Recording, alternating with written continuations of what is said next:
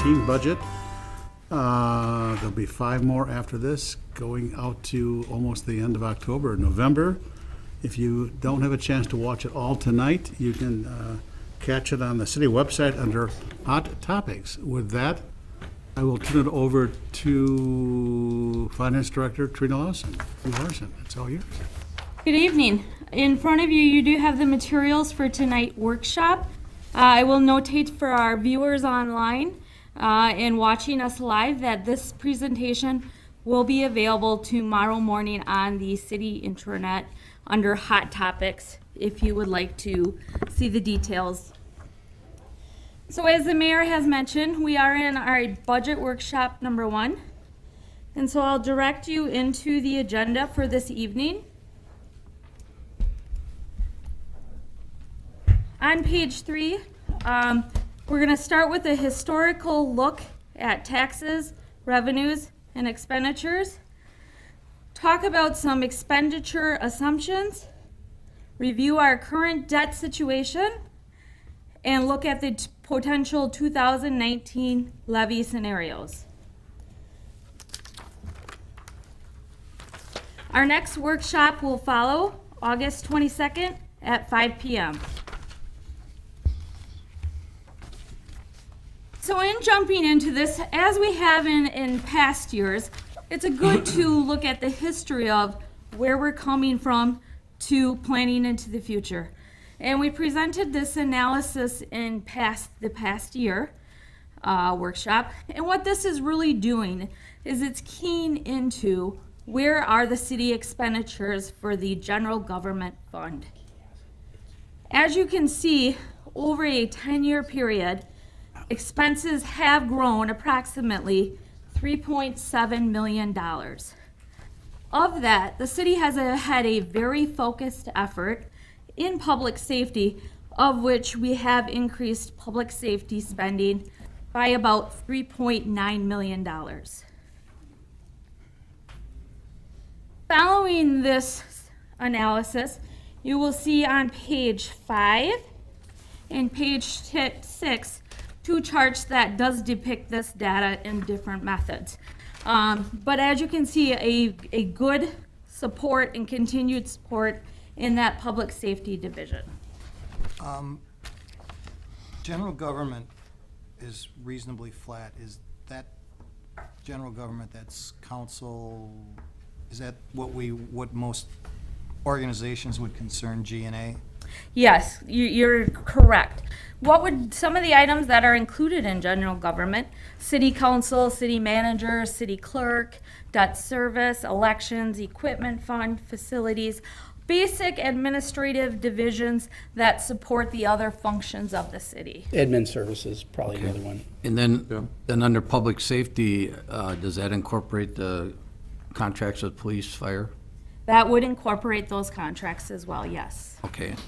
Also little things like animal control. Yeah, but I'm just saying a lot of that increase is due to contract negotiations with the unions, correct? Correct. That would be correct, yeah. Yes. Okay, just so that people realize that it's not just overall spending of the police and fire department for, fire trucks and police cars. A lot of that is basically salary and compensation increases. Oh, yeah, that's almost exclusively when you take a look Okay, at those. just so people are aware, and that's a negotiated item, that's not affected by Act 10 and Act 32 or any of those things. Well, that's part of that. If you take a little look at bit. it, the average is over that 10-year period is 1.65%. So I think some of that is probably some of the Act 10 because the Okay. numbers aren't as much. I would say with Public Works, the reduction is probably more due to things that got moved out of the general fund. I would say probably recycling is the biggest one. Recycling and sanitation. And didn't we also move some of the vehicles out of CIP that we used to put into CIP? And we take them now? Is that down in unclassified? That's probably. I guess, just to chip in, I think, Mark was kind of hitting it on the head. I would just add to that, you were talking about Acts 10 and 32. Right. And the public safety was largely not impacted by Acts 10 and 32. Correct. But Public Works, the largest, was one of the largest, had a union that was one of the largest in this city. Okay. So I think Mark's right. Some of the things that were taken out of Public Works, I think affected that, but also I think X 1032 did affect Public Works. Public Works, sure, sure. But Okay, the other thing is that 60% of our expenditures is for public safety. correct. Correct. That's Which a is real something good- we've heard from the citizens time and time again. Oh, true, but it's, Yep. so the point is that Right, there's, you know, everything, the 40% makes up everything else, and so it's not like this is, you know, there's, we've addressed all the low-hanging fruit, correct. and, so, The big three are police, fire, public works, and that's 60% plus of our budget, which is Sure. not unusual. And the- We're responsible for the crossing guards too, aren't we? Correct. And that would be part of public safety. Okay. So the two charts on page 5 and page 6, then we step into the historical perspective of where have we been with our tax rate and with our levy. So in that first graph, you'll see our local tax rate history, and you'll see it for the 2017-2018 tax year. We're currently at a mill rate of $10 and about 56 cents. That was a increase of about 2.07% over the prior year.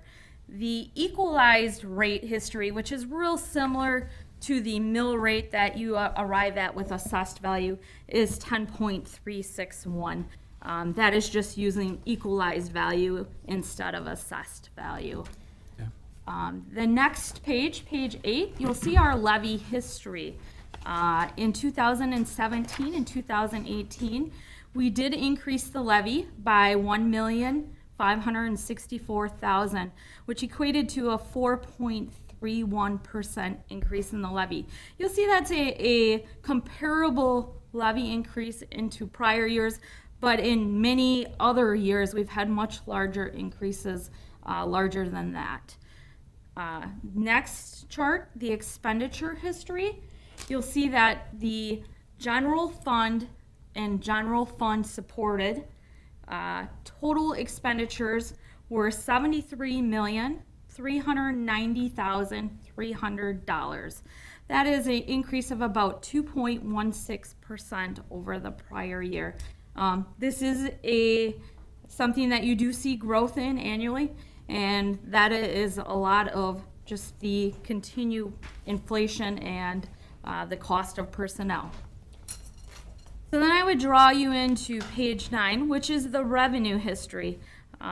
This would be revenue Other than property tax, correct? other than property tax for the general fund. The item that I would focus your attention on is that you will see pretty static and minimal increases in this revenue. I would connect and draw that to the continued commitment to reviewing our revenues and our permits and our fees, and really avoiding those spikes in those services and trying to make them a more routine evaluation and recovery than having to make them more volatile. One of the things that I always like to point out with this is when you do take a look at pages 8 and 9, you see a lot of percentages, but in the revenue history, our revenues have gone up minimally, and sometimes they've actually decreased. While our expenditures, our expenditure growth has been relatively minor. The levy history has the one where you see the biggest growth, and that's because we are unable to raise revenues in so many other areas, and some of those revenues are coming from the state. Think of shared revenue. Say it, Mr. Mayor, I know you're getting, it's right on the tip of your tongue. EMS. Thank you. Payment for Municipal municipal services. And those reductions are reflected in that area, and therefore we end up. Everybody talks about how Wisconsin is a property tax hell, and I can't disagree with people who make that statement. But part of it is we're restricted in so many other revenue areas that we end up. We're a self-fulfilling prophecy. We talk about how bad property taxes are, yet we're only given that as our only recourse. Those numbers are just high, and they're not based on economic growth in our tax base, because with dark stores and things like that, our base is actually been going down or stagnant as well. But we're relying on levy to manage what I think is a relatively modest increase in expenditures. The ladies and gentlemen down in Madison talk about property tax relief. Now, as you just explained, property taxes, which is our one source, that's where we have to go to because our other sources of revenue, i.e. shared revenues, and whether it be from the state or the federal government, are going down. So if we want to maintain the level of if the level of services that the citizens demand, we maintain that, the only place to go to get that is with the levy. And so It's not a a sustainable. tax is a tax, no matter where you pay it, but again, the fair shares are not being, we're getting less from, and I'm sure the state's asking us to do more, but giving us less. There's more Band-Aids with less money. What attached year to the were we Band-Aids. capped on levy restraint, more or less? Levy restraint has been in place since the, I believe, the early 2000s. Okay. And you can see that, some of in the early 2000s, you can see we had a 12% increase in the levy, 11%. A lot of that was economic growth, so we were taking advantage of the economic growth. But we were also getting cuts in state aid even back then, and we made up for it with sizable increases. Well, then the state said, well, we can't have that. So, we've been able to take advantage of the rules regarding levy increases. But to go to that as our go-to solution every single time it just doesn't make sense. And we can see on the revenue history that those reductions have really taken a hit on us. Rena, can you break that revenue, the history down between state, unless you've done it already, but Yes. what is the hit we're taking from the state is what I'm trying to get. And as we move along, that's an excellent question, Mary. As we move along, we do have a shared revenue analysis that we will get to that will really show the illustration on why we are more reliant on that levy as compared to other revenue sources or the general fund. So as we go on, we'll be able to illustrate that clearer through a separate analysis. Okay, Does thank any- you. Can I answer any other questions? We've covered quite a bit of information, but the goal of this is really to just provide that good look back on where we've come from and how we're making the decisions and setting up this current budget year. So if we don't have any other discussion questions, we'll move forward into our expenditure level history analysis. This is an analysis that started in '99, payable in 2000. And what it's really trying to just look at is where are our costs between our general fund, our other funds, our debt service, and our agency funds. And as you move through the years, you can see the moderate growth in the expenditures, but proportionally they're staying pretty similar up into that Act 10 and Act 32 era, where you do see that dip in the general fund occurring. And so if you turn to page 12, you'll see the 2017-2018 budget, of which we do complete this analysis, and you'll see that we did have 2.83% growth in our general fund, 0.18% growth in our other funds, 1.5% in our debt service, and a actual credit of 1.09% in our agency funds, which is very minimal if you look at total dollars. The thing I would draw to your attention to is what you're really seeing is the general fund and debt service are requiring levy support and that increase in levy. And so as we continue to borrow and fund the general services of the government, basic services take over 4% to just continue existing service levels. The past few years have contained very minimal enhancements or changes in our service levels, but we can continue to provide existing services at a fairly static level for the public. And so I think that's important to note for our public that is viewing our workshop this evening. So as the mayor had referenced of where are we at with our support from the state? And this is best really looked at when you're comparing shared revenue in comparison to all other general fund revenues. And if you look at the analysis on page 13, what you can see is we've never recovered from 2007, that initial cut that we received, and we continue to receive from the state a cumulative cut of almost $1.4 million.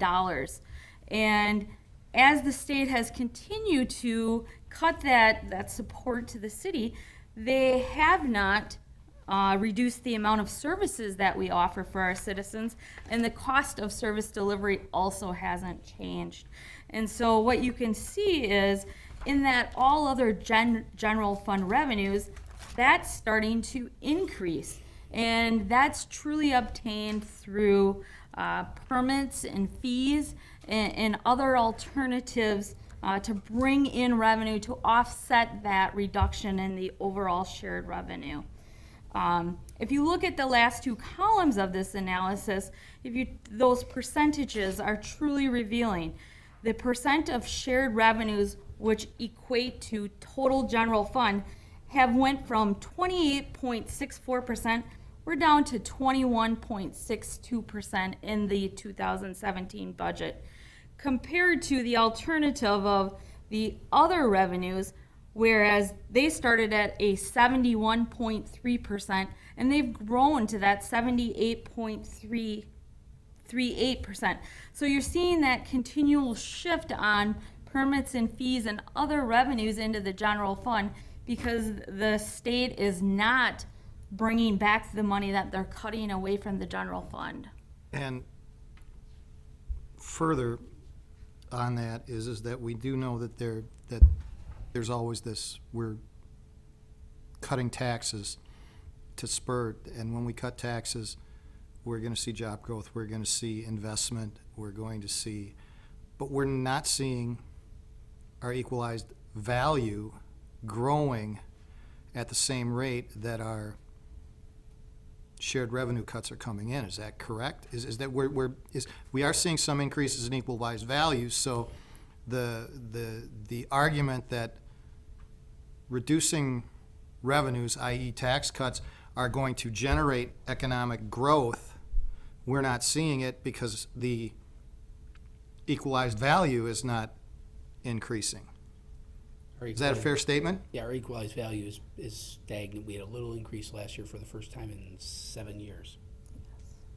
And I think all the talk we hear in Madison about cutting taxes, that might be happening out of Madison, but we're forced to still make up for what they're cutting to pay for the services. I mean, I made the comment that $1 million fire truck is going to be $1 million fire truck, and there are no Black Friday sales coming out of Pierce Manufacturing. So we're forced to do the same equal to with less resources. Yeah, and in addition to that, I would even equate, if you really consider the amount of economic development that has occurred in Oshkosh the past couple of years, just think about how much sales tax that has driven from the community of Oshkosh to the state of Wisconsin.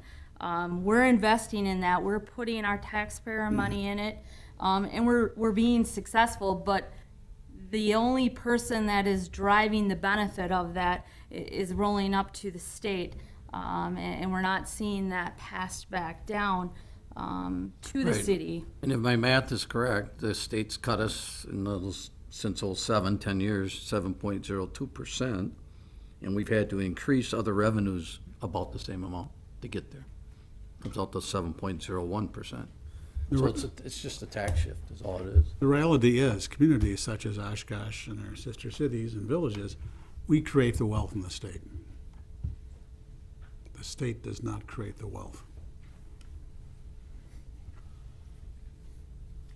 So if you turn to the next page, really this is just a graphical illustration of what we've just discussed. So looking at that historical downtrend in the shared revenue, and then below that graphically, shared revenue with the percent of shared revenues compared to the chart on the right, which is the percent of other fund revenues. You see that line decreasing down for the shared revenues, and you see it driving up for the other revenues. To me, that translates to additional reliance on property taxes and levying. So we can move forward into page 15. This is looking at the history of personnel to non-personnel costs. The goal of this analysis is truly to look at how much of our expenditures for the general fund and the general fund supported funds are personnel and how much is other expenditures non-personnel related. As you can see, we're about in that 75% range. This is something that has been consistent in the previous years, and if you do look more closely at the protective service, their personnel is actually even higher than the 75% range. So of their base budget, more than 75% is required to fund personnel. And so what this really is illustrating is over this trend, over 75% of the budget is has less control than the expenditures, and we're forced to hold these other expenditures flat continually year after year. And although be it flat, we continue to offer the same service level to our citizens and provide the same services. But at some point, this will not be possible, and we'll have to evaluate service levels if we can't find a way to increase the other expenditures.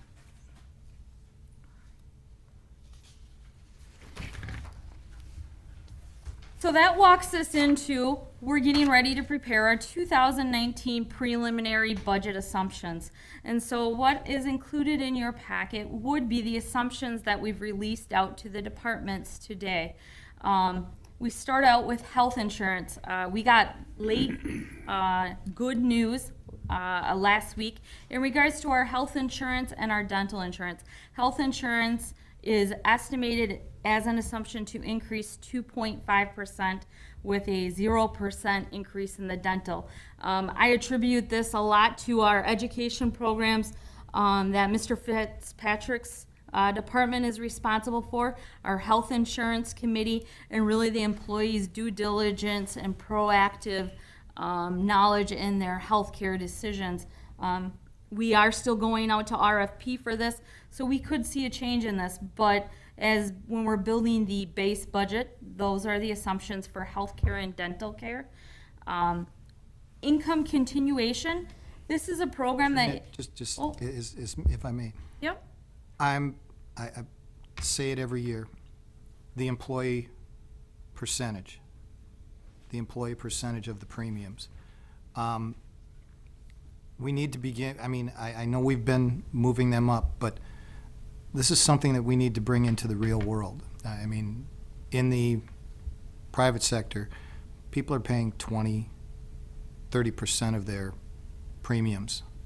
I'm not saying, this is not saying we balance the budget on the backs of the employees, but it is a matter of fairness to the people that are paying for them, that are seeing their premiums, not only, many of their premiums are increasing significantly, as well as their share.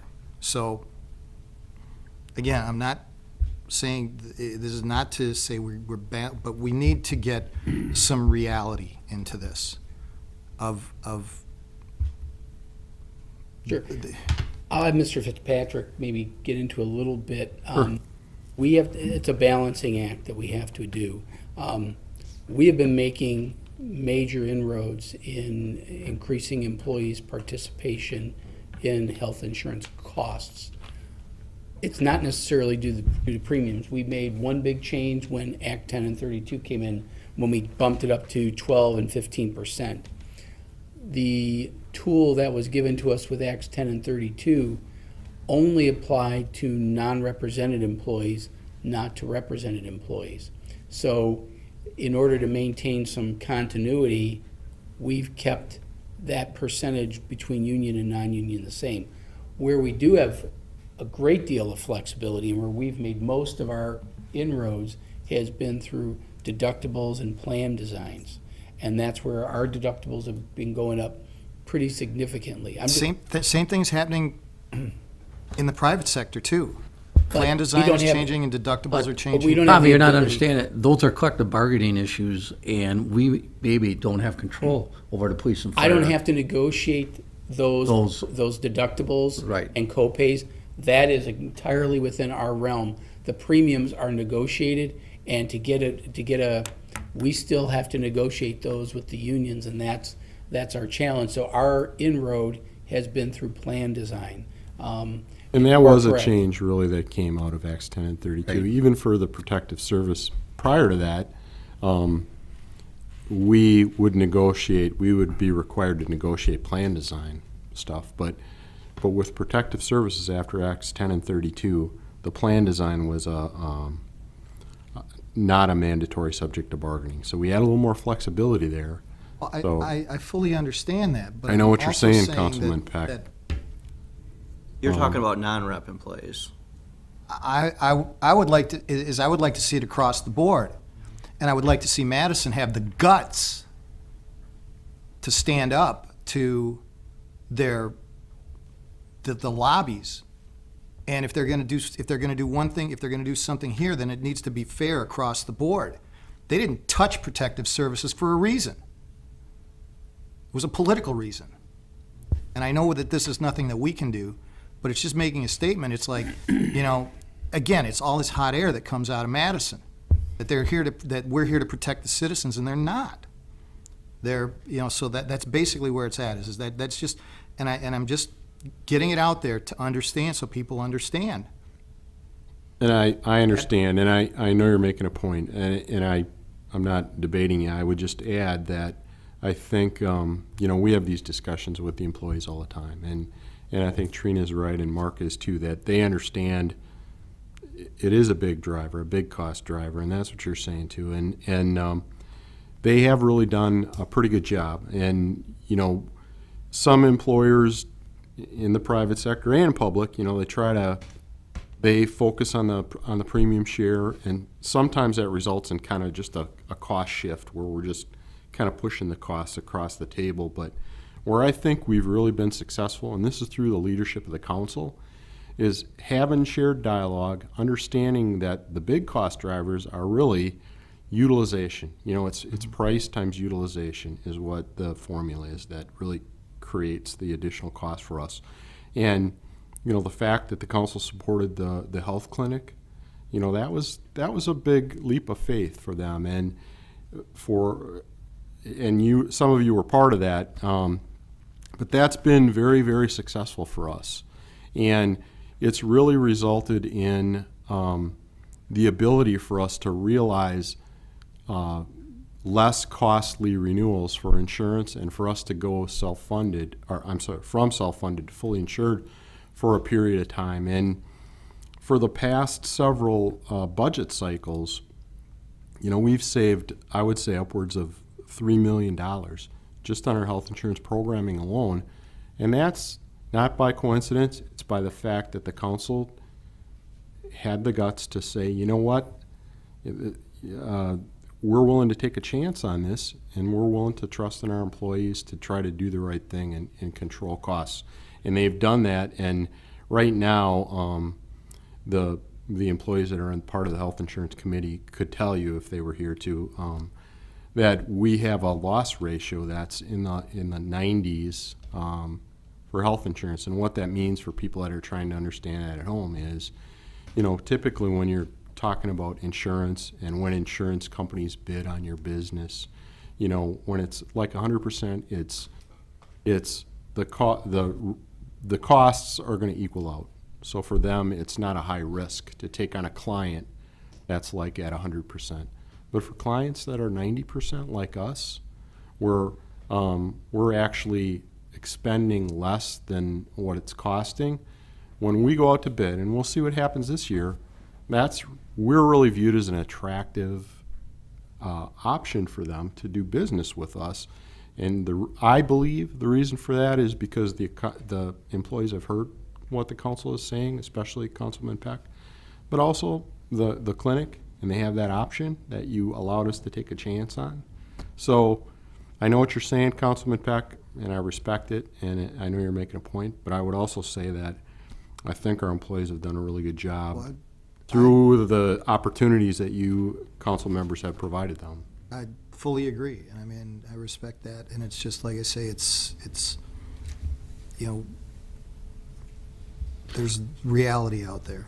Understood. Could you just explain a little bit on page 16, the 19, you got the 19, it looks like under general, there's actually a decrease, and there's a decrease protective with Social Security, a decrease protective without Social Security, and then the employer share looks like it's gone down to a little bit. Sure, I can cover it, or Give those numbers a little Trina bit. could. We get these numbers as participants in the Wisconsin retirement system every year. Right. And for years, especially during the downturn in the economy, they had to recover some of the assumptions that they made to fund the retirement program. Right. So there was kind of a smoothing effect where they had to increase some of the costs.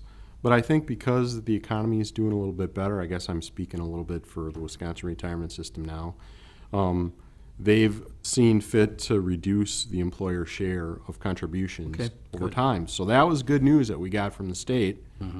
To be fair, that they recovered the amount of money that they needed to, but they took a look at what was needed to fund the WRS, and we got a little bit of a break there. So that's a good recognition. I wanted to bring that up just because, to Councilmember Tom's Berman. point, that's under the retirement side of things. So Yeah. that's what the state of Wisconsin, so. Yeah. Okay. Yep. So that is a good summary of the retirement. It is going down in all classifications, which is a minimal reduction in budgetary expenses. The next item would be the assumption for utilities. We have contacted the local utility companies. We're able to assume a 0% increase in 19. I'm sure you've all realized as you've continued to go to fill up your gas tanks that gas prices have started the influx up, and we're seeing that currently in our average cost. And so this year we are needing to raise our estimate for the fuel per gallon cost. The one thing that I will alert the council to is this is something that we've relied on in past years for budgetary savings to help some of the unintended or unknown expenditures that would happen in a budget cycle. The amount that may be available will be greatly reduced over prior years, which needs us to have even more due diligence in our expense review and analysis. So all fuels for vehicles are going up. Our solid waste is going up the traditional $1. And right now we're looking at an assumption for a rate increase in our 3 utilities. These rate increases are moderated in comparison to prior years, but they do impact our ratepayers. And in further workshops, we will go into greater detail and explanation in looking at these proposed rate increases, of which the council will have the option of approving. But we will start with these assumptions that are listed in these 2 pages. And things such as construction materials, i.e. steel, affected by tariffs, equipment purchases affected by imposition of tariffs, as well as construction materials related to the, as I think it was pointed out last week, that there's a lot of contractors are flocking down to a certain location in the southern part of the state. And so we'll probably begin seeing increases there, so most likely be doing less capital improvement work, or that would be affected in a way that, so it's either need to increase borrowing or find way, or We've already identified that to maintain our current level of street improvements, we're going to need to invest about $1 million more, and essentially borrow $1 million more. So we've been disciplining ourselves at about $11.4 million annually. We talked a little bit last week at strategic planning about our long-term goal that we want to shoot for is to get our borrowing capacity down to 50%. And we believe we can do that over a 10-year period, but it's going to have to be managed. One of the realizations is that street improvements, because of all those things you just mentioned, we feel we need about $1 million to maintain that same level of service. So that's already reflected in our capital improvement program. You are going to see it with steel for vehicles and things like that. A lot of that's also reflected in our capital improvement program. But to that level of service, are you saying on the replacement of streets or on the services that Public Works provides? I'm talking, in this case, I'm talking about streets. Streets. Yeah, like Capital improvement. the same stretch of Oregon Street that we're doing this year, if we're doing a similar stretch next year, all those street projects are going to be significantly more. James and his staff have taken a look at the commodity prices, the bid prices that we're getting, and we can see the trend already moving. And it's not just in, some of it are the commodities themselves, steel, concrete, and things like that. It's also equipment rates, because this equipment is moving south. Okay, that being said then, with that $1 million shift, if you want to call it that, do we recoup that on assessment side? Do we recoup that on budgetary side, operational side, or where do we, now, with the borrowing, we got to borrow more money. That's where we're going to cover it. We're going to borrow $1 million more to cover the city's costs, as well as, and the assessments are going to have to get covered. So local residents will see that bump up in their rates. There's usually a year delay the way our policy works, but they may not necessarily see that until 2019 anyway, because this is the first year we're seeing the bump. I mean, we can already see it in some of our bids that we've been doing.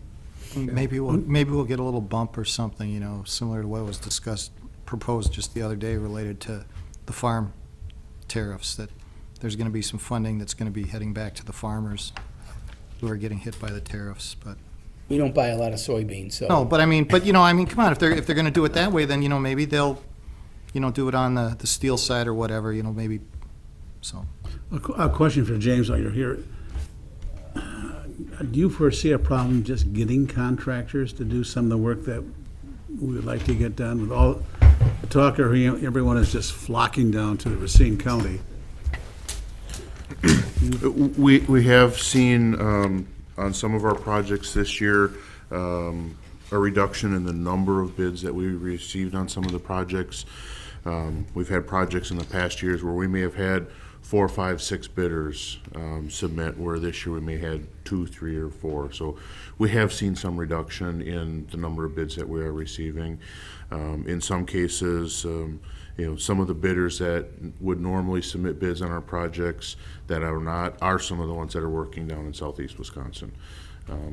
We know from when they submitted their pre-qualification forms what their work on hand was, and several of the contractors that bid on work in our area have been doing some projects down there, and some of those have not bidded on some of our projects this year.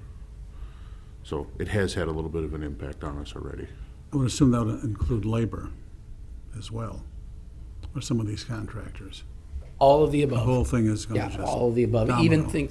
Even things like fuel that isn't going up a ton, but as you can see on page 17, You know, the price of fuel, you know, we hit our bottom in terms of budget in 2018, 247.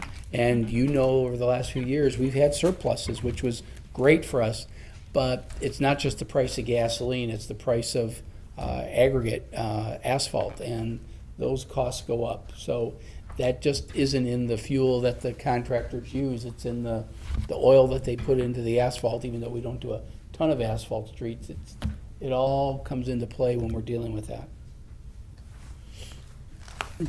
Welcome.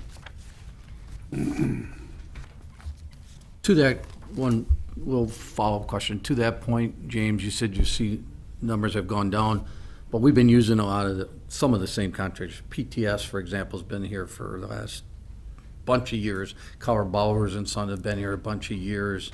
Vinton Construction's been here. Do you anticipate those that have worked in the city would be not coming back? Where we would then have new contractors that we're not familiar with, that we have a working relationship? It is a possibility. So far this year in 2018, Carl Bowers and Sons has not been a little bit on any of our projects. Where for the past several years, almost a decade, they've gotten at least 1 or 2 projects a year. PTS has historically got a project or 2 a year. Dorner Incorporated, the same thing. So we have been seeing those contractors. I think we're going to continue to see those contractors bidding. Another contractor that used to get work here in the city periodically, Advance, they're one that I know is working down in southeast Wisconsin because I saw it on their pre-qual. And, Okay. there have been a number of projects that they would normally have submitted bids for that they did not submit for this year.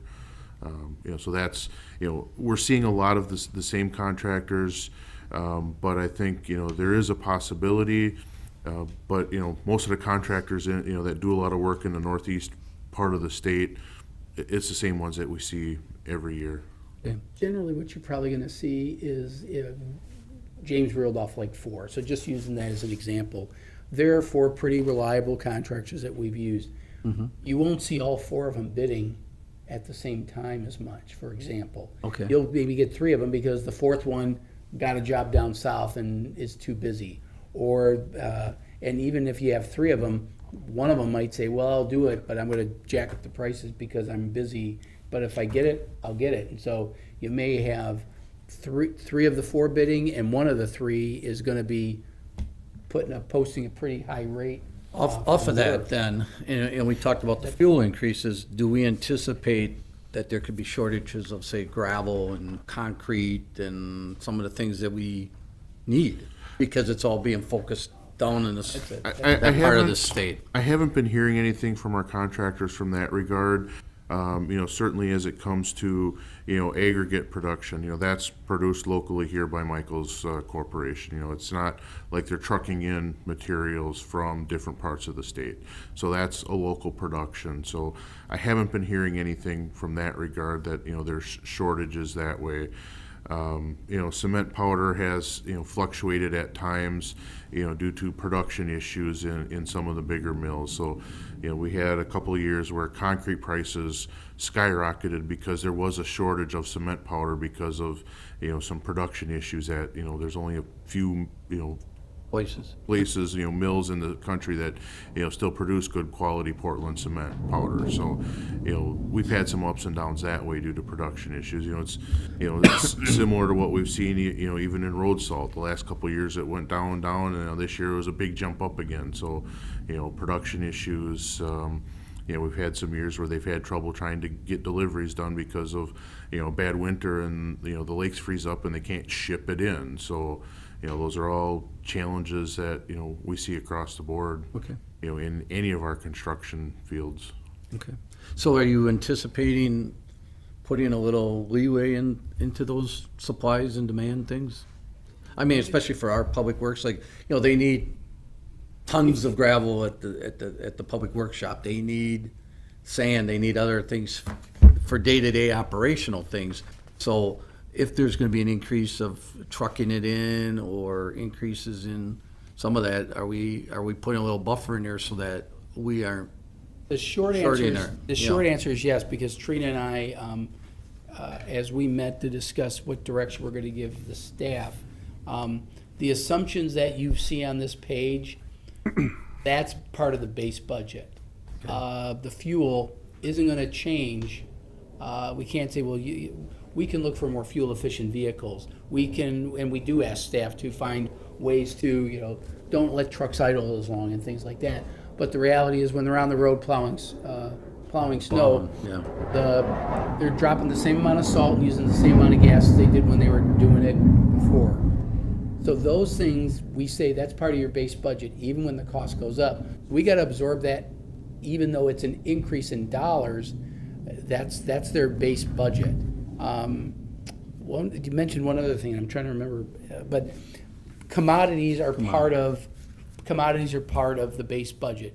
If it goes up by a nickel a gallon on gas, they get that nickel increase. But the challenge is that those are increases like across the board increases on wages and health insurance and all those things.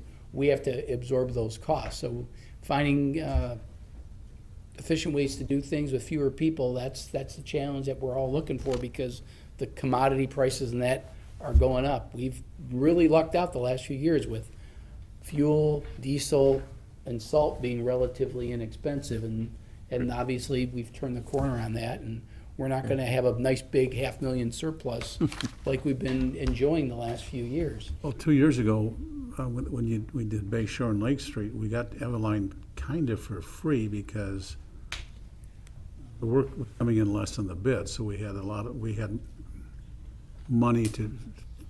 Right, the funding for the reconstruction of Eveline Street, certainly it was because of bid prices and coming in significantly under what we had estimated and budgeted for that year. So, that was a case, whereas, this year we've been extremely tight on bid costs versus budget. So, that's some of the fluctuations that, as we're developing the CAP this year, we're taking a look at is, okay, look, we made budgets this year by the, kind of the skin of our teeth, so we need to alter some of our budget assumptions as we prepare the 2019 CAP, because we know those costs are going up and we just barely eked by on most of our projects this year. The one thing I'll notate for the council and for the public at home, so we talked about the base assumptions that were provided to the departments.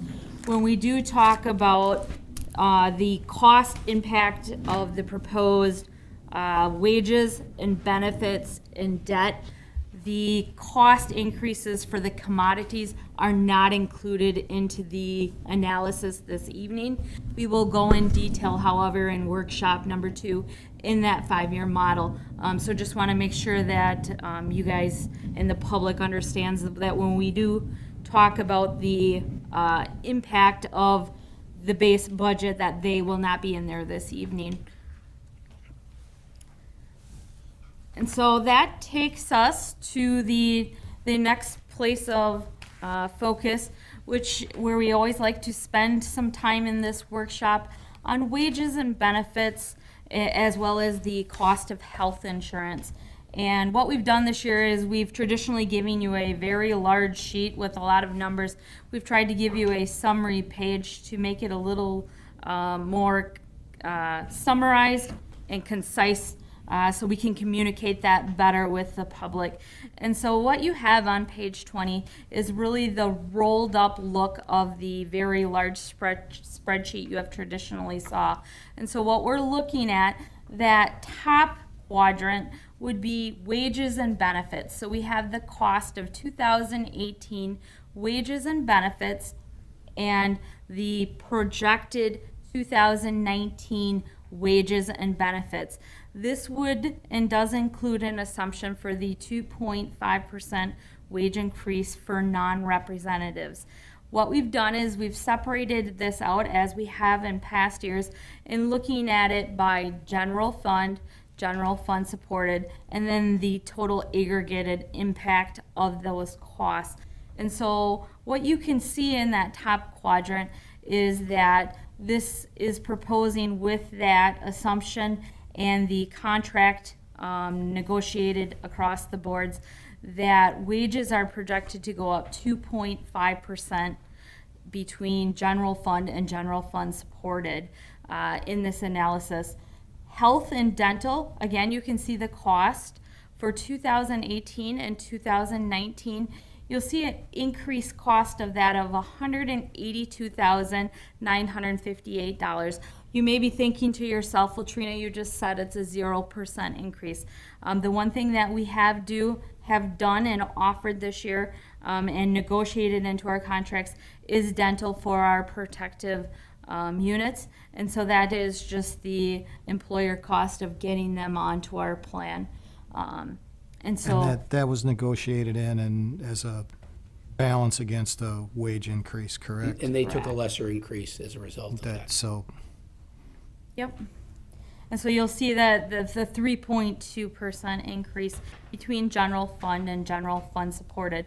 So overall, what analysis is truly telling us is that with these proposed increases, the cost of funding this benefit package will be approximately the $1 million or the $1,063,000, which is overall a 2.66% increase. And that's assuming same number of full-time employees.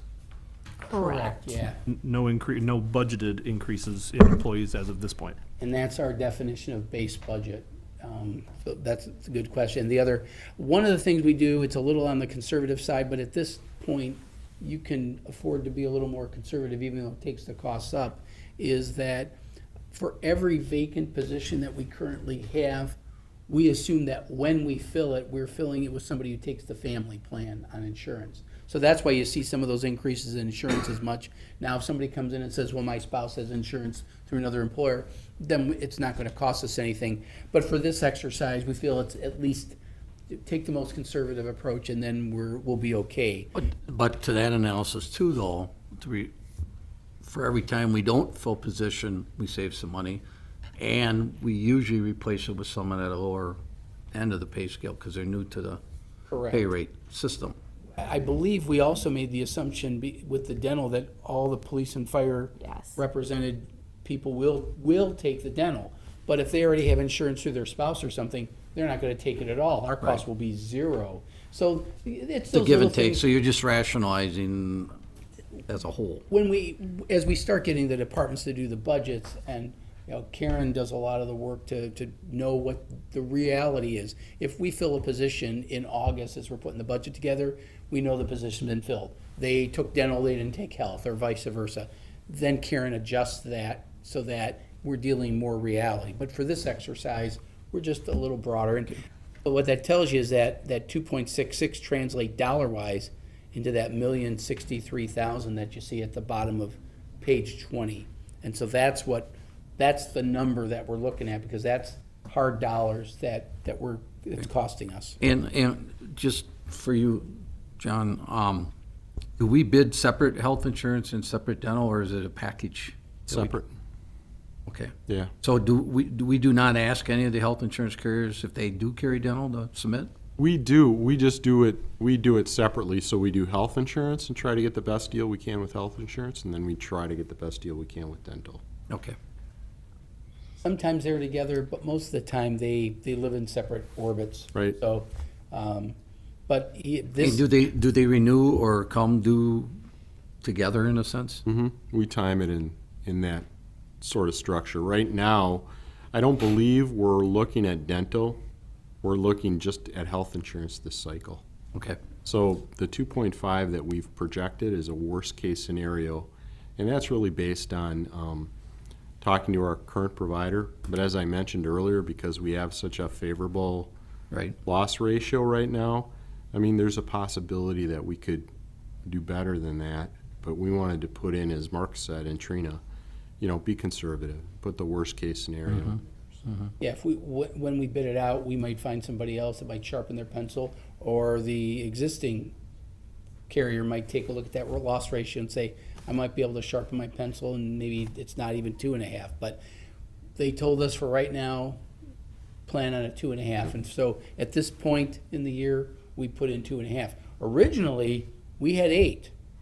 There was, if you recall that discussion last year, Yeah. we were frightened that we were going to get 8%, and then Karen had to re-scramble and input 8, or input 2.5 in the system, and 0. Dental, we thought the dental rates would go up because Right. introducing a new group of people into dental, the experience is typically, you get a new dental plan and everybody's going to get their teeth checked and fillings done and braces and all that. And they're very satisfied with our loss experience this year. So they're saying we don't anticipate needing Right. to increase our rates. And, you know, Both good things. not to belabor the point, but, you know, we were talking about the clinic and the fact that the council took a chance on us doing that. You know, in addition to that loss ratio, the fact that we do have a clinic, that's a real attractive feature for companies. You know, they look for organizations that are active in the wellness world like that. So I think that's another benefit for us. And the industry standard, as Mark was suggesting, is 8%. So with us having a renewal of 2.5, it kind of shows you that, you know, that some of the things that we're working on in a more cooperative environment are working out with our employees. They're more receptive to that idea. So, you know, we want to keep that going if we can. Where does workers' comp come into play here, or pyramid pay?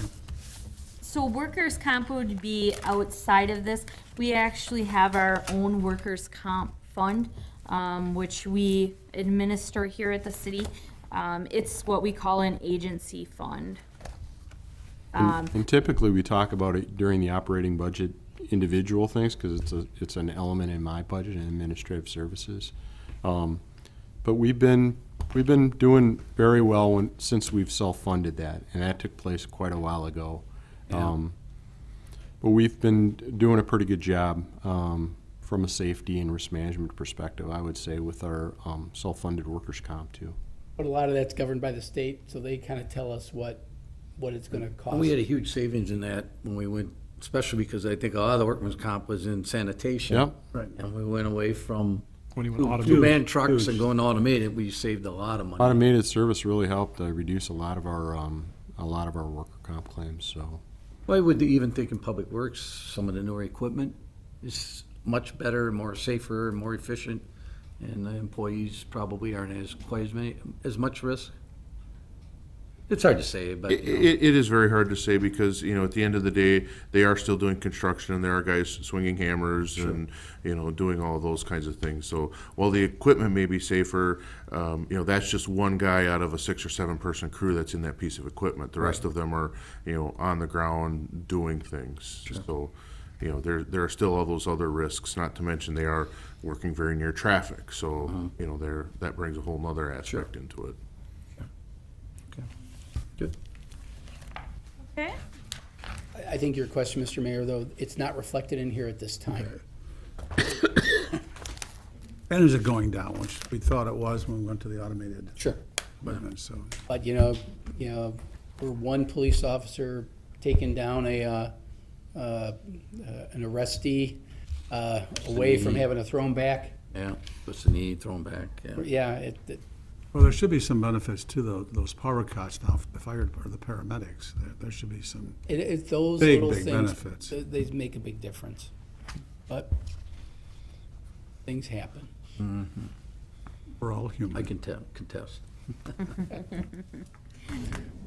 So that then leads us into the debt discussion as part of this workshop.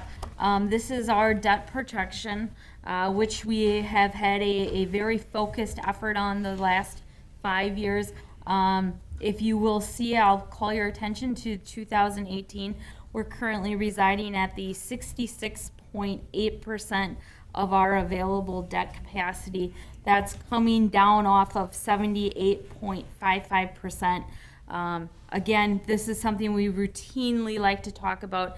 It's council's commitment and involvement into that 11-4, which truly helped us come and bring this down so substantially and under the time frame of 5 years. In our strategic planning, we did start to have discussions of we're ready for something different and we're ready for a new target goal of shooting towards 50%. 50% is the range of where Moody's will start to look at us for a potential upgrade in the moderation of our debt.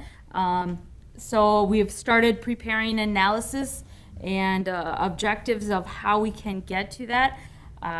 The city manager and I do feel that we have come up with some strategies to potentially achieve that.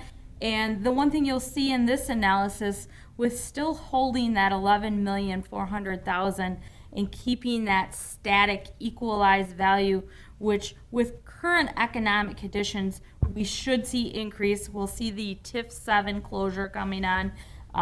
We're arriving at 52.45% by 2027. And so this then opens that discussion to our previous discussion of looking at that strict adherence to the 11,400,000, and do we find a way to make it adjustable depending on current economic conditions, equalized value, in obtaining that goal of 50%. I feel it's something that is definitely achievable here for the city, and I think that we need to have that continued discussion of what that plan looks like.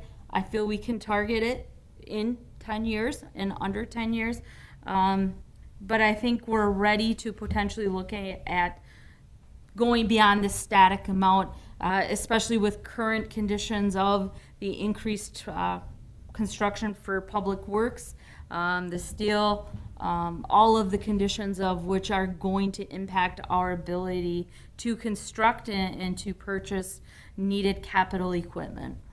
Mr. Roloff, getting back to the CIP, now you indicated that the public works, i.e. street projects, we're looking at $1 million increase, correct? Correct. Just in the general costs for the contractors and everything. To maintain the borrowing level, as that's determined a transportation-related cost, could a vehicle registration tax be used to offset those increases of cost in street projects? Yeah, a vehicle transportation fee could be used for any transportation-related purpose. Our goal, absent of that, is to manage it within this spreadsheet, because this spreadsheet was the direct result of council setting Direction. that 70% goal, which, Trina, I'm surprised you didn't even take credit for it, because this was right after Trina got here. Our goal was to get to 70% by 2020, and we've made it 3 years early. So that is outstanding. You set a very aggressive goal. We've limited ourselves to 11.4 borrowing each year, and we hit it a few years early. Now, while I want to pat ourselves on the back because I think we did a great job, look what happens if you take a look at the equalized value column, which is the third last column.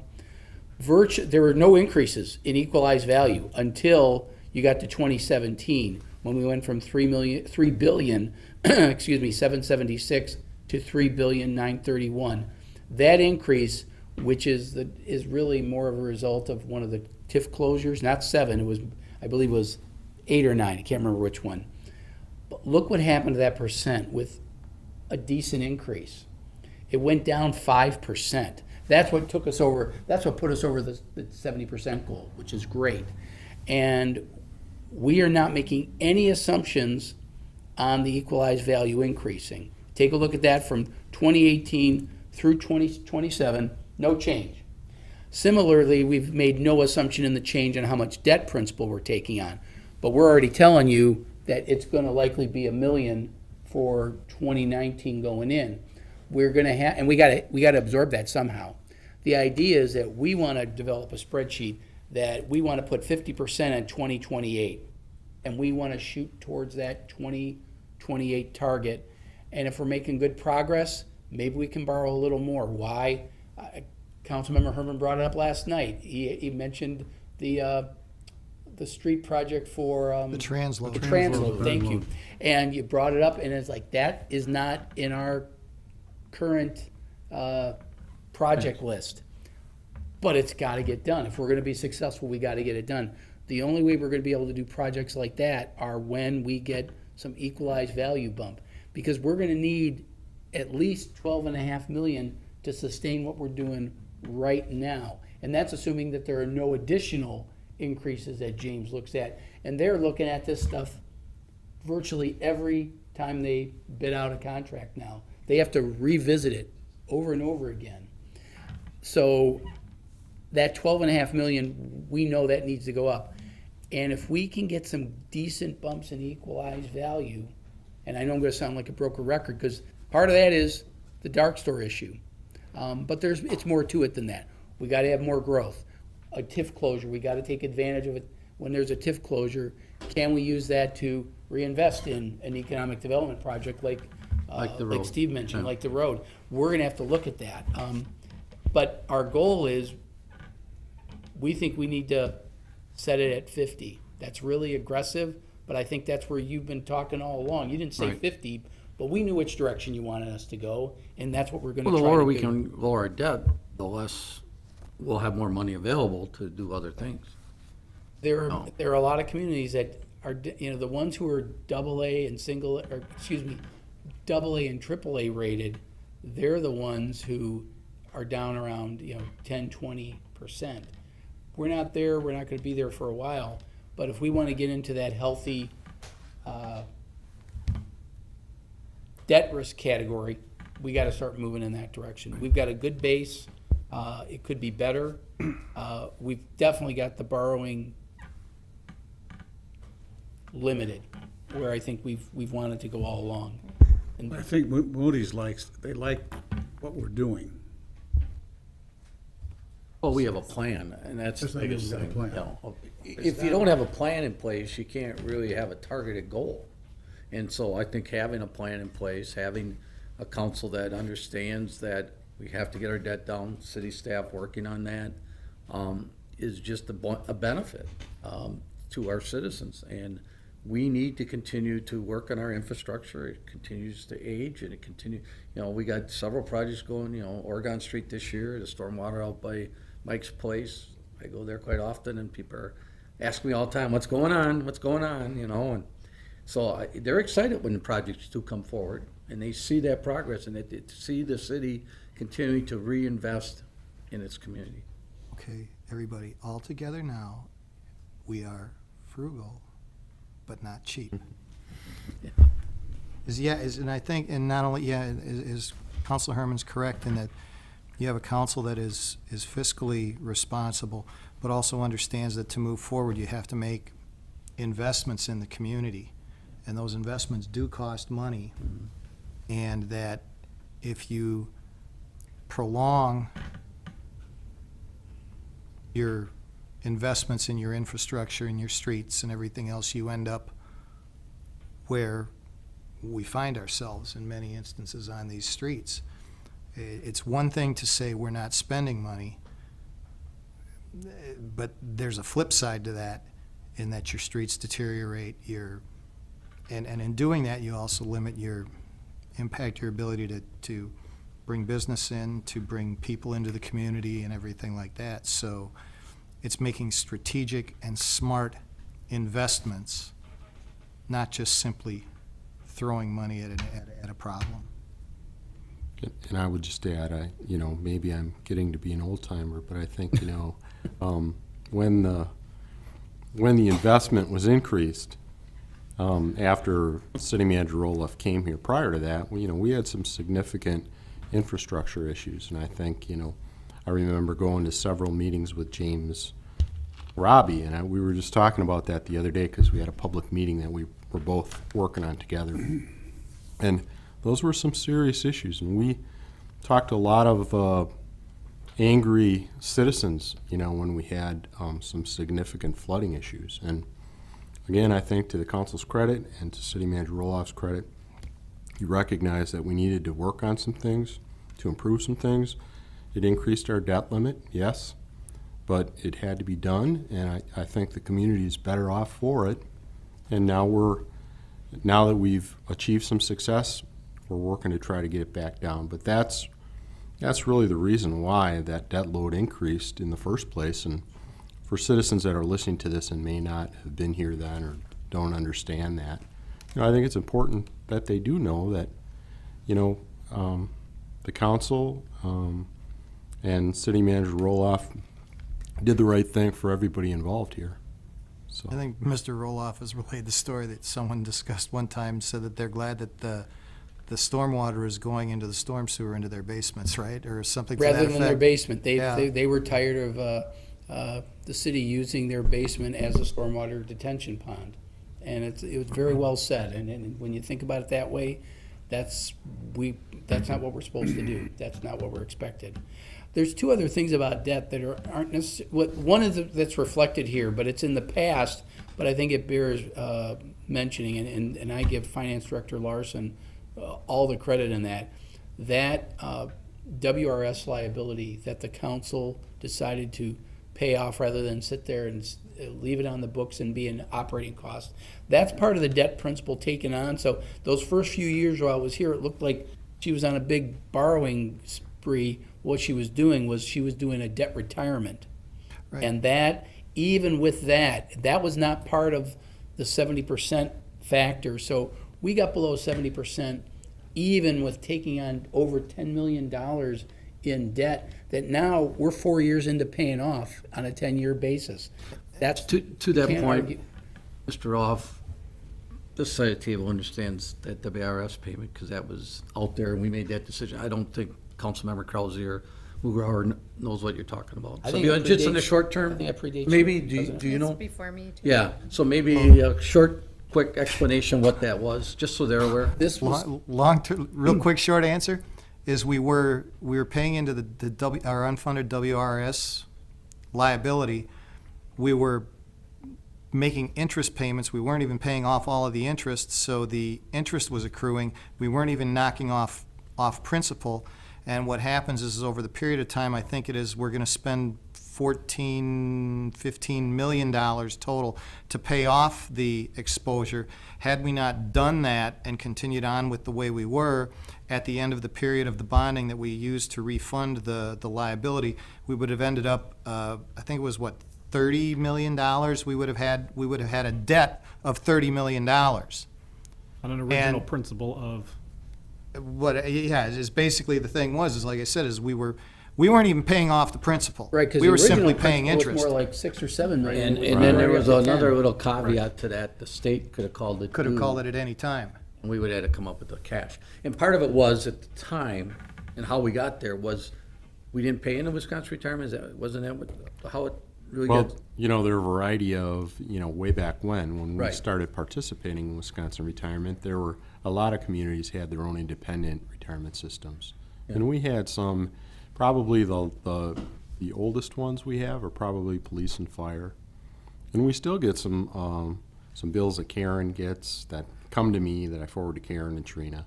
So there are still a few people that are listed that are part of those old pensions. But so then when you join WRS, then they kind of, I guess, for lack of a better explanation, kind of buy you out, and then you pay for that residual, so to speak. It was essentially unfunded liabilities. You hear about Illinois all the time, how Yeah. poorly funded they were.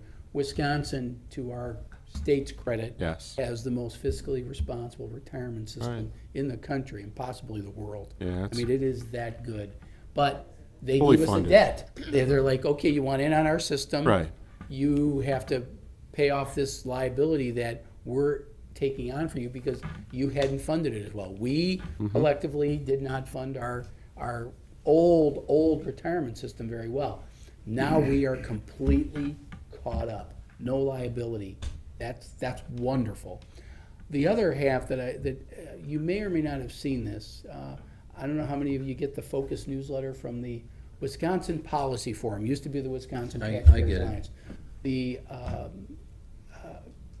post-retirement benefits liability. They rank the the largest 25 cities in the state, and we're number 20 out of 25. which is extremely good. The amount of debt that the city of Beloit has and the city of Racine have, and one's a little larger than us, one's a little smaller than us, their debt is 60 million, or in Racine's case, is it $250 million? Yeah, that's pretty big. Crazy. Our liability is 5 million. Now, that liability is more of an actuarial number, and it's really more statistical with us because we don't provide post-retirement benefits on health insurance. What we do is that we charge the same to a retiree as we do to an active employee. And statistically, we should be charging them more. Because we don't charge them more, that is an actuarial liability. Adjustment. And it adds up to 5 million. Yeah. For Beloit, it adds up to 60 million. For Racine, it adds up to $250 million. So we're way down the list on that, and so we're very proud of that. And statistically, that is, it's almost statistically negligible. But we're doing very well on that. We've got our retirement liability eliminated. So in those two regards, even though we're still only at 66.8%, that's the only real weak spot in our borrowing portfolio. But we're looking that in the eye and we're dealing with it, and I think we're doing pretty well given that. Okay, so then, chart 20, on page 23, just illustrates what we've just had good discussion about. So, To paraphrase, so then to maybe change around what Councilmember Hall said many years ago, so then we're not broke. We're not broke. that really leads us to, the roll-up of these discussions that we've just had. What does this mean to the council and to the city budget for 2019? And so how we look at that is we have our 2018 levy, and if we're going to increase that levy by the percents listed, this is how much new levy it's going to generate, and that would be in that right-hand column. And so you can pick your percent of how much to increase the levy, but then we need to go down and we start to need to talk about these base assumptions that we are going to include out into the base budgets. So the first items are what we call non-discretionary, and it relates right back to that debt service conversation. The debt service for 2019 is increasing by $627,000 approximately.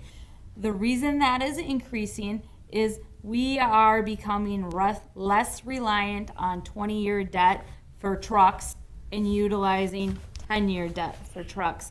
We're borrowing more responsibly and being more fiduciary responsible with how we're utilizing debt. That does drive up our principal and interest payments, but it again they're good choices and they're going to help us in our Moody's rating and our overall fiscal condition for the city. So that's the first item that we're going to have to fund with the levy increase.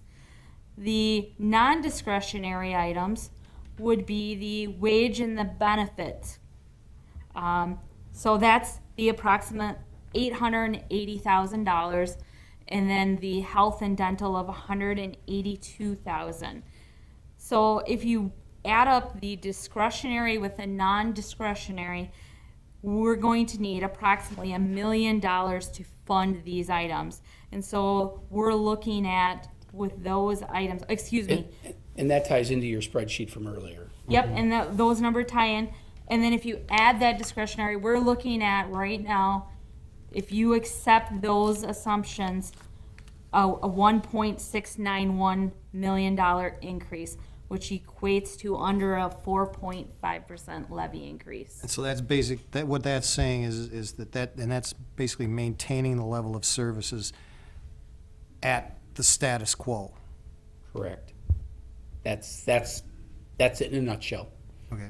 So to make any decreases in this would affect service delivery.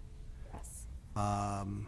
And to get back to the discussion previously, 75% of the budget is in personnel. So. And a lot of the commodities are Is- somewhat non-discretionary. So if we're looking to cut here, it's gonna be, is the Personnel. the impact, to make a serious impact, it's gonna have to be personnel, which impacts delivery of services. So Correct? that's and that's as we enter this. Now, we're gonna be looking for efficiencies, things we can do to make things better. We haven't given up on, looking at what, insurance increases can do. So those are things we can look at. But this just kind of sets it up to, if you accept these assumptions as a given and make absolutely no changes, either adds or deletes, it's $1,691,000, which is just slightly under the 4.5, which is why Trina color coded it to say the $1,691,000 comes closest to 4.5%. So kind of gives you a rough idea of where That's an increase in the levy. the levy, not necessarily the rate. The rate's going to depend on Right. what happens with assessed value. This is a levy rating, or a levy increase. Right. What can we anticipate out of Madison? Are there any surprises that? I said surprises. It's a leading It's question. an off-budget year and it's election year, so no big surprises will be coming from Madison within the next few months. That's something we don't have to worry about to any great extent. No, it's really, the drum roll really comes with what's gonna happen with assessed value. We'll find that out within probably the next month. Will give us an early indicator. We technically don't get the final number until after we submit the budget to you. Honestly, that, we don't know that number for sure, but we got a pretty good handle on it. Trina works closely with, community development, with the assessors to really try to tighten that number up. But by next month, we'll have a fairly good idea of where we think the assessed value will go. But Let's just put a, go ahead. I noticed there's no consideration, there's a note for expenditure restraint. That's a big notation in small print. Yes, it is. Thank you for bringing that up. That's another one that's there. We won't know that number until, That it. So I'll start getting a budget amount for expenditure restraint in August. The final number is determined on CPI for September. And then it's net new construction, which we'll know about in August. So we'll know expenditure restraint, the final number in September. Can we already incorporate Oshkosh Corp's corporate headquarters is new? No. Or because it's not done? not even close, because No. it's, It barely started. everything is valued as of 1/1 of every year, so, But don't we already, for example, shouldn't we already know, like, at least this far in the year, what our new construction is? yes, but then you get me to do another commercial for Dark Store. Because, yes, and consistently, we've had growth in the range, and Jason White talked about it last night, $30 to $40 million increase due to new construction. But when these adjustments are made to assessed values, and that includes manufacturing, which is not done by the city, that's done by the state. So that's the missing number. Even next month, we'll have a pretty good idea, because we project an assessed value based on the equalized value, but we don't get the final numbers on manufacturing from the state until October. And so then we're scrambling at the last minute to give you that rate. So to the degree that things get revalued, that redivides the property tax pie. And that doesn't include any construction at the university. Correct. We don't get any credit for any Millions of dollars in buildings that the university would get no credit for. university, prison, Prison. et cetera. Churches, schools. But increases in the buildings there, and then the usage of them increases our expenditure of services, which keep cutting. we don't get reimbursed for on PMS. I still go back to, like, why are we not having more discussions about the pilot, the payments in lieu of taxes with so many of these nonprofits? because of that expansion in services. We don't have the ability to demand it. No, I And- understand. and- I understand. And a lot of those folks are like, we don't have to, we'll do certain things. Evergreen does certain things, but that's not, the bulk of our non-taxable property lies in state-owned facilities. And the pilot equivalent is now being paid to us about 38 cents on the dollar. To get back to your expenditure restraint issue, staff asked the same thing this morning because that's gonna be a big consideration. That's a wild card at this point because we're just talking levy. We have to figure out a way to make sure expenditure restraint is also limited. So we have both, we have levy limits, we have expenditure restraint, and just the practical, how much are you comfortable as a legislative body with what increase you're gonna pass on to the taxpayers? And that's the least fun part of your job, and yet, that's what we're All staring right, down. I'm gonna jump in here. I am not going to give, what I'm gonna say is that I would like you to deliver a budget that maintains status quo of services. If there's any way to possibly increase service delivery at this level of expenditure. So in essence, what we're saying is that just to maintain, we're looking at a $1.7 million increase in spending, which would be, and then, so then there would be an offsetting increase in the levy of that. I would suggest that that is what you go with. Now, that said, I'd also like to see two alternatives. One of them of basically an increase of half of that. Now, the alternative would be, okay, to reach that, here's what we're gonna have to lose. And I'd also like to see one at a zero. That says, okay, if you don't want a 0%, if you wanna hold the levy where it is, then this, and this. And I'm probably sure it's gonna go this, is what we're gonna lose. Because this simply says, as we're looking at right now, 4.5%, increase in the levy maintains what we have. Nothing more, nothing less. Is there And at a council minimum, I think agreement? that is what we owe our citizens. I have to agree with Tom on that those assumptions that bringing three numbers to us with three options of this is what we will Because- lose, or this is what we have to lose to meet Because the these thing numbers. is that none of us sitting at this table want to increase. If we could, we wouldn't. But every one of us that's sitting at this table, we're all citizens of this community, so none of us get a get out of jail free card. It's not like when we passed the levy, where do the notes come out of your office? Trina doesn't, take ours and. James referred to it as the annual greeting card from the city. Yeah, so we all get the same annual greeting. We get the annual greeting card from the city. So, and we understand this, but we owe it to the citizens of this community to maintain the level of service and to give them the level of service that they expect, want, and need. And if it requires a 4.5% increase in the levy, then you know what, I can defend that, and I can prove that. But if the citizens say we want something less, then fine, if this is what you want, fine, we can deliver that, but here's what you're going to lose to do that. And I know it This may be a subtle nuance, and it's more of it's a follow-up question to the statement.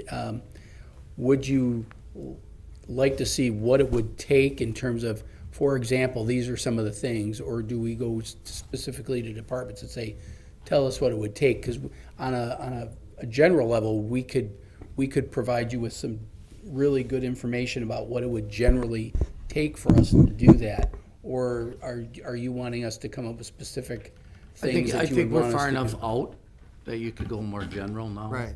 But as we one get thing we have to closer- remind people too is that the rate increases for sewer, water, and storm are also gonna go up, and those are public service And ones, those aren't right? even in here. No, That's not even, so those increases are gonna happen probably no matter what, because they've already been approved by the, right? There's a, Or have we not applied for those rate increases yet? I'll let Trina So the water one is going through the rate review right now with the Public Service Commission. So Okay. the water will come forward. The storm and the sewer, those will come forward for your review and your approval.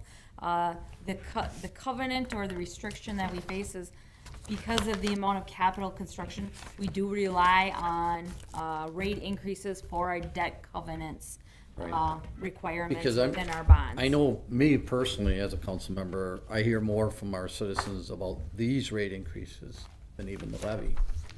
True, but is in the But thing, at the same time, I agree with Councilmember Peck that I would like to see, and Councilmember Mugar mentioned too, just see some scenarios like you've done in the past, where you've said, you know, if you're not comfortable with 4.5 and you're more comfortable at 2.25 or 3%, these are what services, as Mr. Peck said, we've cut all the little stuff. Now it's either gonna be cutting positions, services, or even public works projects that we would be bidding out.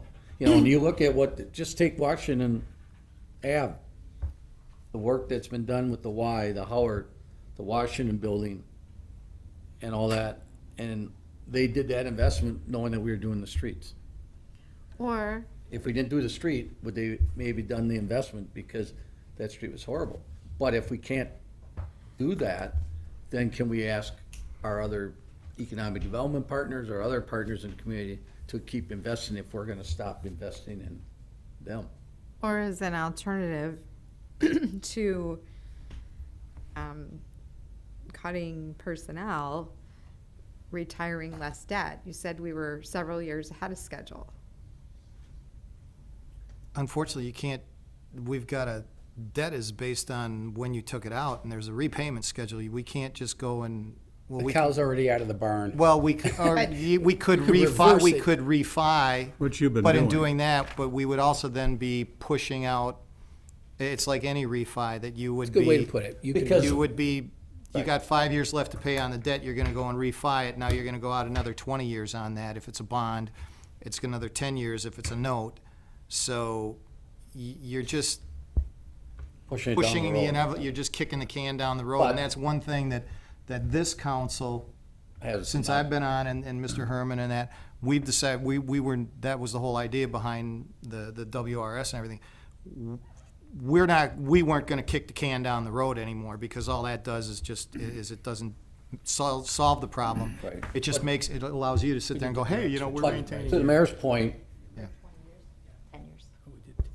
to the mayor's point, though, Ms. Larson, you and Ellers have constantly looked at our long-term debts, and if we can redo them at a better rate and lower our costs, you've brought those forward to us for consideration. But now that the curve is turned. Turn, and- how we and probably won't see that opportunity. The- But the that only- doesn't mean we still don't review them, right? restructuring the debt, as was discussed, you wouldn't necessarily want to do it for projects that have already been built or things we borrowed for 10 years. The WRS, I double-checked with Trina just for a second, we borrowed the WRS payout over 10 years. That you could look at restructuring, but the reality is, the rates we got for those were really good. If you analyzed it, I don't know, Doesn't make dollars and cents. Yeah. It doesn't Right. make sense. you refi at a to higher rate. Yeah. We're 4 years in out of 10, This is so, when we start seeing our biggest reductions in principal right now. Sure. yeah, you really. Just do. like your home loan. Yeah, use that, go take. Use that analogy. Yep, you gotta use that analogy. I don't mean to put you on the spot, Trina, but do we have some accelerated payments, though, that we're currently making to reduce debt? No, we don't. I think in your scenario, what you're referring to, Lori, is what you would look at is not funding any capital borrowing in 2019, because those P&I would be due in 2020, and so you'd see that benefit in the 2020 operations budget.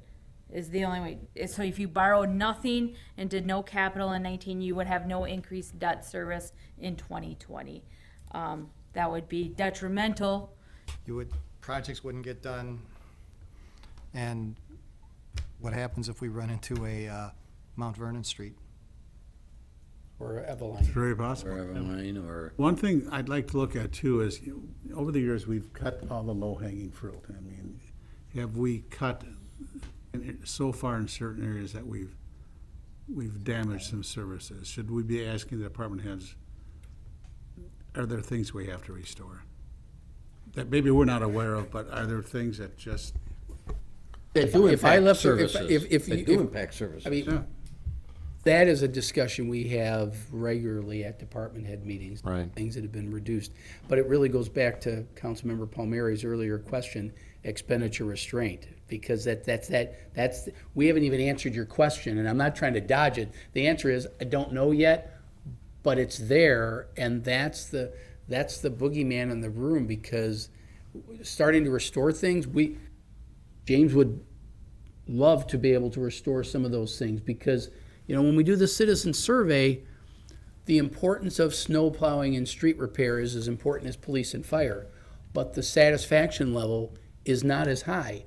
And that's because when we made cuts in the early 2000s, the cuts were primarily to public works. So it's not unusual for the public to say, you know, I don't think we're doing as good a job. I think the public's right. And I would just And add. James would agree with that. I would add to what City Manager Roloff is saying too, you know, the difficult part, and he mentioned it earlier, is, you know, 60% of the budget is police, fire, and public works. So if we're gonna make any reductions, if we hold those areas harmless because we think that, you know, those are essential services and we can't reduce them, then the bulk of those reductions need to come out of 40% of the budget, and you could virtually wipe those other services off, and you may not be able to get to the number that you need because it's a smaller number, you know what I'm saying? More. And that goes to affect the quality of life. Right. Right. So, well, I go back Parks, to. library, We hear all this, you know, people museum. talking about the speed in the city, the speeding. People from Jackson Drive last. But it would take more police officers to let people know that we're serious about not going 40 miles an hour down Jackson Street and other streets. Is that something we should be seriously looking at? Well, part of the council's direction to me was to take a look at public safety. That's not reflected in here. And at the same time, Chief Smith knows that that study is in its final touches. I mean, he's been meeting with the consultant, and you're gonna be getting a presentation fairly soon with that presentation telling you, here are our gaps and here are our needs. That's not reflected in here. But clearly, from a policy standpoint, the council would like to see more investment in public safety. And I can't disagree with you, it's just more the fiscal realities. This meeting, this first budget meeting, typically kind of ends on a little bit of a down note, because we give you all this stuff, and then at the end, it's like, to maintain the status quo, it's 4.5%. And that's a hard pill to swallow. And we do have to take a look at what's zero gonna look like? What's half of that? So, not that we predicted you'd say it, but we have a line that says 2.25%. We kind of figured that we have to do that. That's our responsibility to you, to analyze that stuff and come back and say, here's what the impact would be. And then, what's the impact of a study that says, just for the sake of discussion, we need to add 2 officers? You know, I hope it's only that low, but it may be more than that. How do we absorb those? Because that was what the Well, and council's that's what we did direction the was. last couple of years, because we have added 3 police officers in the last 2 years, and we've added a firefighter. And Chief Franz was here last year saying he believes in the next 5 years, we'll need a new fire station and a whole new crew. And that's 6 to 7 officers, firefighters. Yes. And what happens? Plus the Then do we- equipment. But then do we start having to lower our standards in terms of all of the wonderful cross-training in order to be able to stretch them thinner? It's a reduction in services by, was it not attrition, but And I don't want to parse words from the chief, from Chief Stanley, but I think he did use an appropriate word when he described his level of service. Right now, they pride themselves on providing an exceptional level of service to every call. He used an appropriate word, appropriate level of service on every call.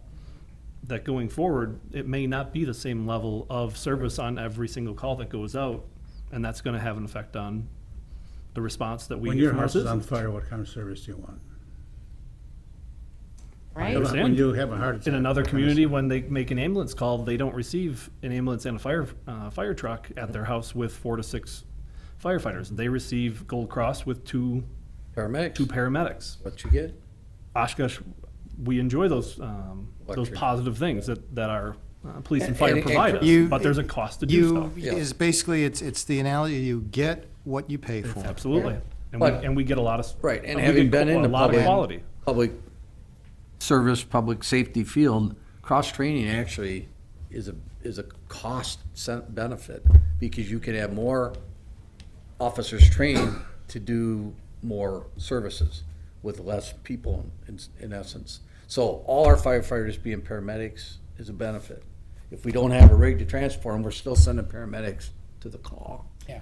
So that's a They got benefit. hands on the body. Hands in the body. And I've watched them. you know, we all have, you know, and I saw it many a time with the sheriff's office, but even, you know, even police being more cross-trained in handling certain kinds of complaints and getting training in mental health issues and AODA issues, so that they can analyze it and find the right level of services for the citizens that they're dealing with at the time.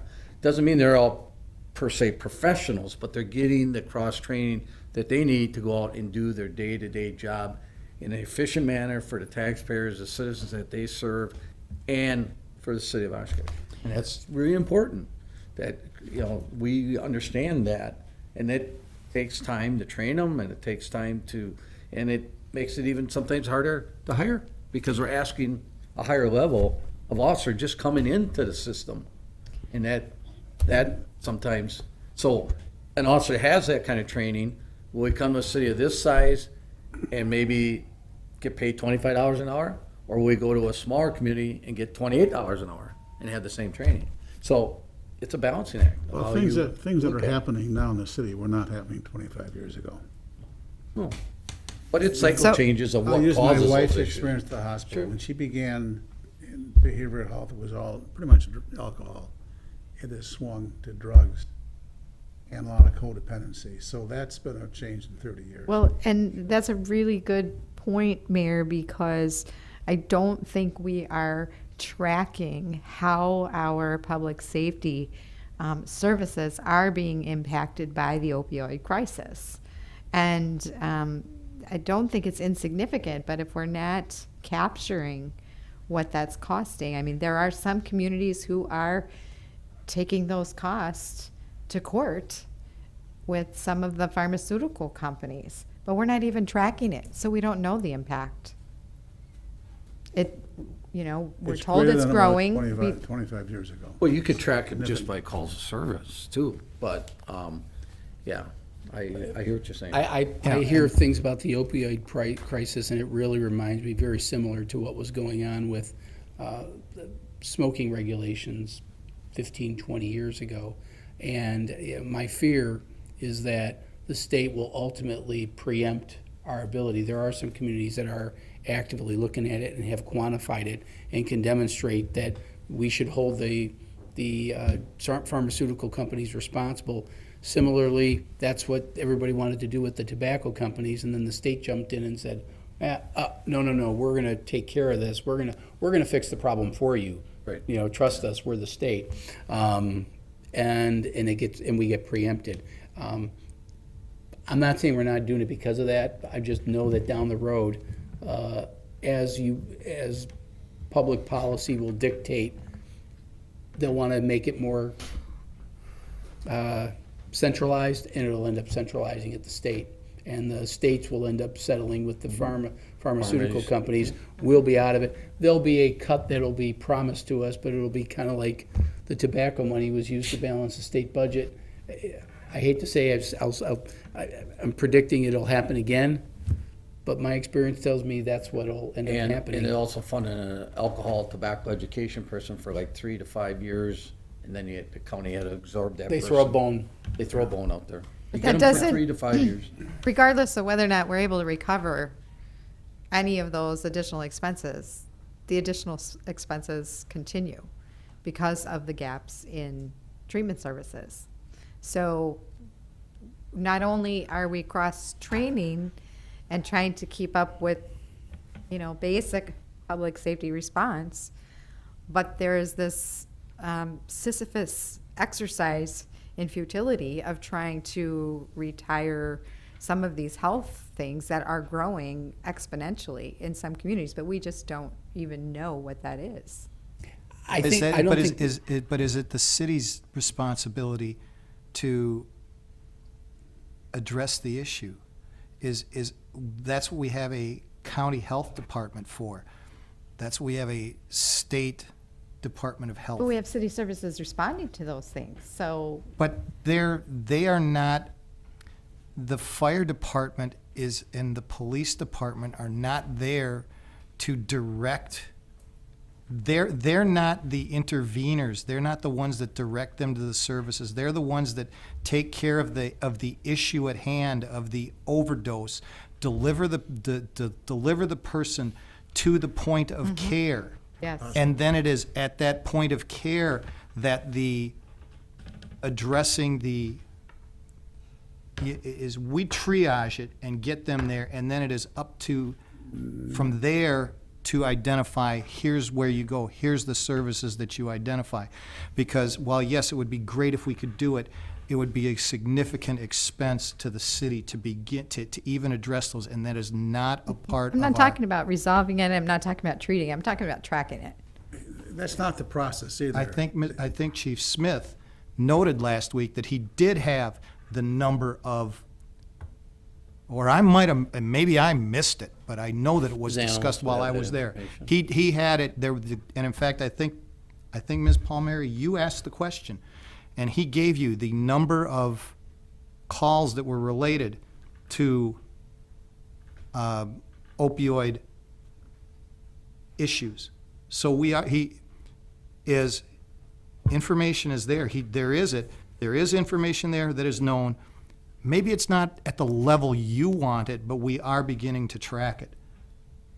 Let me add to you, you're not quite right of how the system works. The police deliver the person to a hospital. From there, the hospital staff will take, for depending what happened, a suicide, overdose.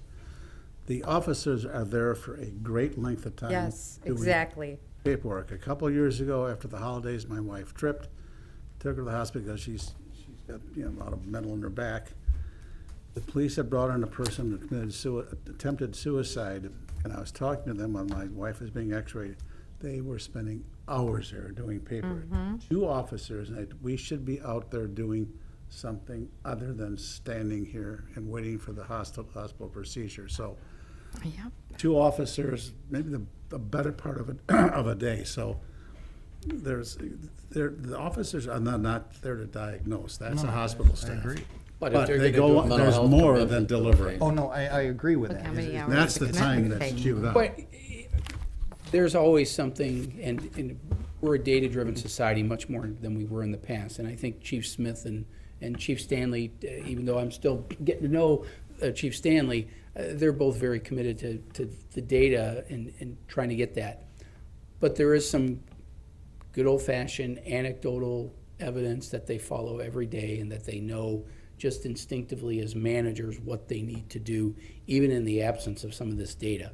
And there is no doubt that this opioid crisis is an issue. I was driving, you all know I live over by Aurora Medical Center. I drove by one day and there were 7 squad cars in the emergency room at Aurora. I have no idea, never asked the chief what it was about, but there were 7 squad cars. I suspect it was something similar to the situation the mayor described, where something went south and it wasn't medical, but our officers needed to be there. Was it related to opioid? I have absolutely no idea. But is that distinctly possible? Sure it is. Did that happen 25 years ago? Did that happen 15 years ago? No. Maybe it did a little bit, but it's more and more and more and more. And smaller communities, even without, things I hear, smaller communities in the rural part of the state, they're dealing with this issue. You've seen Hitting them stories. harder. West Virginia, these smaller cities where the solution for a workers' comp claim is they'll just hand them more pills, and it's like, that's not the solution. But that's the easy solution in a small town where maybe a physical therapist doesn't exist. I mean, it's a very, very complicated issue that we're wrestling with. But we still have to balance the budget, and we're getting close to the 7 o'clock hour. I had a very good meeting with department heads. It was kind of post-strategic planning that we, at our staff meeting today. And, we have these challenges. We all have them. But I can tell you that our department heads are working religiously at trying to find solutions that are interdisciplinary. How can our building inspectors help our police officers and vice versa? Because one of the experiences, and DA Gossett was the one who really pitched this to us a couple of years ago. You and I were driving with him to a Leadership Oshkosh event, and we talked about how the people that come across the DA's desk are also people that come across our building inspection desk, in the health department desk, in the human services desk. Maybe they're frequent flyers, maybe they're not, but we know that when they walk through, and chances are they're probably also at the schools. And so we know that we need to work in an interdisciplinary fashion all the time. Weeds in the yards, is that an indicator of drug abuse? Of course not. But when we have these issues, it's like, well, I've been there, and we had a group of planners and police officers here a few years ago, and that's when we started to work on this interdisciplinary approach. And one of the officers said to one of the planners, "Oh, you go there too?" So, "Oh yeah, we go there all the time." "What do you go there for?" "I go there for this, I go there for that." And it was amazing what we learned through that process. And so we are constantly doing that because we know if maybe we can solve a problem, it's helping. If we solve a problem in building inspection, we may help solve a police problem, or at least make the police aware of a problem earlier rather than later. So I want to assure you that our department heads are looking at that on a regular basis, and they're committed to finding those. So here's an efficiencies. example of that too that I was asking about recently. And so a number of years back, the decision was made to turn off streetlights outside, a 300 and some foot radius. So we saved some electricity. But what would be interesting to see is, did that then increase in those darker areas calls or a crime or other aspects across that discipline to that point? You're absolutely right. Could we look at, by turning on lights in some areas, a pilot, to see if we turn those lights back on, what happens to the calls for service? That's some of the low-hanging fruit that we cut, and to bring it back, what it would cost. It's almost 7. Trina, do you have direction? I think we're all pretty much in agreement on. No, I think Was we that got for? really good direction from the council tonight. We appreciate that. The budgets have been delivered to the departments, and so they'll start delivering back into the finance mid-August. And our next budget workshop will start to roll out that 5-year model and expand upon what does city services look like from a revenue and expenditure cost projection, and what's that gap look like. And so I think this conversation will segue us very appropriately into that. I think you've given Mark and I the city manager, good thoughts of how we need to approach when the budgets come back in. So I appreciate the direction from the council tonight. Trina, thank you for your work thus far and everything. Yes, Thank you. I'm very Karen. good information. I will be seeing Debbie, so I'll get this to her. Yeah, I told her we had a good handout for her, so you're going With to that, I guess you'll we're deliver? adjourned. I'll- Thank you. I'll Thank see. you. Thank you. Thank you very much. Lori.